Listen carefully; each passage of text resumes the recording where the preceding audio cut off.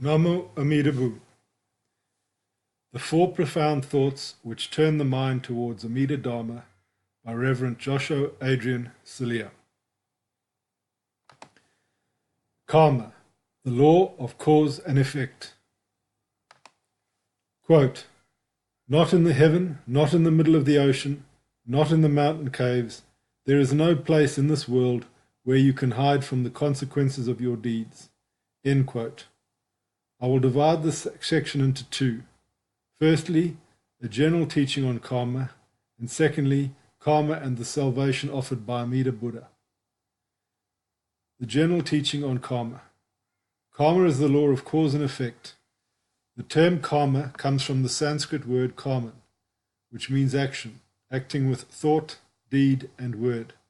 There are three types of karma: the karma of thought, the karma of speech, and the karma of action or body. All that we think, speak, or do will affect our personal history. What we are now is a result of what we have thought, said, or done in the past, in another lifetime, or in the present life. And what we think, speak, and do in the present will create us in the future. We are the result of our own karma. The Buddha said, quote, the joys and sorrows of beings all come from their actions. The diversity of actions creates the diversity of beings and impels their diverse wanderings. Vast indeed is this net of actions. End quote. In the moment of our death, our personal karma determines the form and the vehicle. That is the body which the mind stream will have in the next birth. Our desires need a vehicle to follow them and fulfill them in another life. The environment where we are now and where we'll be born in another life, or the form body we have and will have, depend on the karma. In the Sutra of Instructions to the King, it is said, quote, when the moment comes to leave, O King, neither possessions, friends, nor family can follow, but wherever beings come from, wherever they go, their actions follow them like their own shadow. End quote. The doctrine of karma teaches us that we are completely responsible for what we are and what we'll become. Nobody besides us, be it a god, human, or any other being, can be held responsible. We deserve what happens to us, even if it is difficult for us to accept that. Quote, beings are owners of karma, heirs of karmas. They have karmas as their progenitor, karmas as their kin, karmas as their homing place. It is karmas that differentiate beings according to inferiority and superiority. End quote. Also, in the Attasalani commentary by Buddha Gosha, it is said, quote, depending on the difference in karma appears the differences in the birth of beings, high and low, base and exalted, happy and miserable. Depending on the difference in karma appears the difference in the individual features of beings, as beautiful and ugly, high-born or low-born, well-built or deformed. Depending on the difference in karma appears the difference in worldly conditions of beings, such as gain and loss and disgrace, blame and praise, happiness and misery. End quote. By contemplating deeply the teaching on karma, we come to understand birth, life, and death in accordance with cause and effect. Everything that exists has a cause, and any cause will have an effect. In every second of our lives, we reap the fruits of our thoughts, words, and actions, and we plant new seeds by what we think, say, or do. This is the true way of looking at what happens to us and the world around us. Truly, instead of Mother Nature, we should say Mother Karma. We are born and reborn from our karma, that is, our own actions. Even outside nature is a reflection of our collective karma. Our world, our plane of existence, as well as all other planes of existence, arise from karma. Not only that the teaching on karma explains how things work in the world, why we are what we are, why we have this form or body, but it also assures us of our free will. We are what we think, that is karma of thinking, what we say, that is karma of speech, and what we do, that is karma of action or body. And we can always change this karma and thus create a more peaceful and pleasant way of life. The karma can be positive, negative, and neutral. Actions, thoughts, and words that generate positive karma lead to our own happiness and the happiness of others. If the intention is to benefit others and we act, speak, and think accordingly, then we create positive karma. but if we are motivated by our mind poisons, we will automatically create negative karma. Quote, I declare, O monks, that volition, that is intention, is karma. Having willed, one acts by body, speech, and thought. End quote. Actions, thoughts, and words which are not motivated by harmful or good intentions create neutral karma. However, because such a neutral karma does not have a positive effect on ourselves and others, it is also considered non-virtuous. And so, the Buddhist disciples are encouraged to focus themselves on creating positive karma only. There are many classifications of positive or negative actions in the Buddhist teachings, like, for example, the 10 transgressions and their reverse, the 10 virtuous actions, the 5 gravest offenses, the 10 kinds of karmic actions that cause sentient beings to attain shortened lives, etc.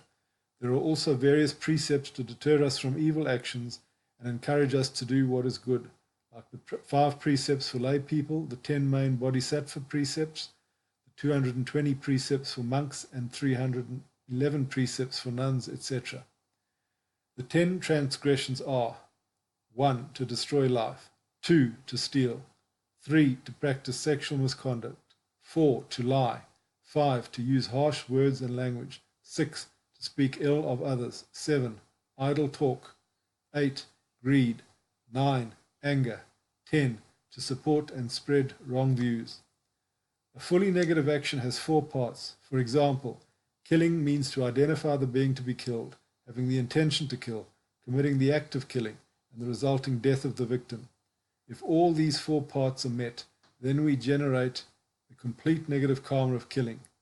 The same applies to stealing, committing sexual misconduct, lying, etc. If we only have the intention of killing someone, stealing, or practicing sexual misconduct with him or her, and we contemplate that in our mind, but don't carry on with the act, we still generate half of the negative karma associated with that specific offense by fulfilling the 2 parts out of the 4 above. Thus, our mind streams are already affected by contemplating and enjoying the possibility of doing various harmful actions, or by being happy when we see others do them. Mental problems of various kinds or inner disorders can thus appear as the effect of such distorted thinking.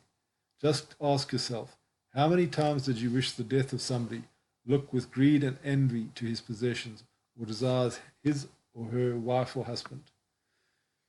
Also, how many times did you agree with and feel pleasure in your mind when you saw evil deeds done by others, or even argue in their support? Only by doing that in your mind, you can be sure that you no longer possess the seeds of being born again in a human or higher realm. How much more if you actually fulfill the above transgressions? To kill is extremely evil because all beings identify themselves with their bodies. But to encourage others to kill is worse than that. Praising killing or being a cause for killing is even worse than that. If you do that, you would cause not only your own downfall, but that of others too. Encouraging or promoting killing influences the minds of many who will further transmit the idea that killing is good, which might lead to many deaths and the creation of hell on earth.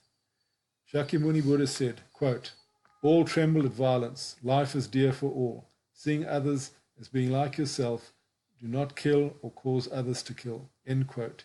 He also said, quote, a disciple of the Buddha shall not himself kill, encourage others to kill by expedient means, praise killing, rejoice at witnessing killing, or kill through incantations or deviant mantras. He must not create the causes, conditions, methods, or karma of killing, and shall not intentionally kill any living creature. End quote. Quote, as a Buddhist disciple, he ought to nurture a mind of compassion and filial piety, always devising expedient means to rescue and protect all beings. End quote. The world-honored one mentioned in the Sukha Sutra 10 kinds of karmic actions that cause sentient beings to attain shortened lives, and they are all related with killing. Quote, there are 10 kinds of karmic actions that enable sentient beings to attain shortened lives as retribution. First, it is to personally do the killing of beings. Secondly, it is to encourage others to enable killing. Thirdly, it is to praise killing's methods.